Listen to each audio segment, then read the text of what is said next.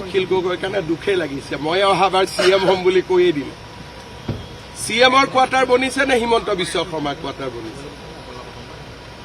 মুখ্যমন্ত্ৰীৰ কোৱাৰ্টাৰ বনিছে মুখ্যমন্ত্ৰীৰ কোৱাৰ্টাৰটো ইমান দিন অখিল গগৈহে থকাৰ কথা আছিলে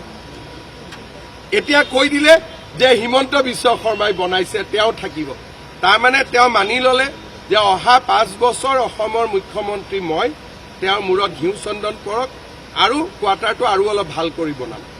যিমান ভালকৈ বনাইছো আৰু অলপ ভাল কৰি বনাম